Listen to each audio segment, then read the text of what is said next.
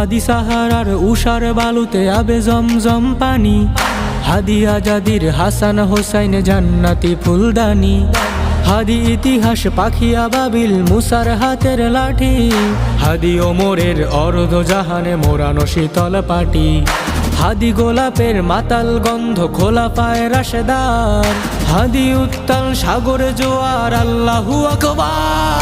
আবু বকরের সিদ্দিকে থেকে আলোর ঝর্ণা এনে, হাদি জেগেছিল তরুণ আলীর সাহসের সুধা টেনে।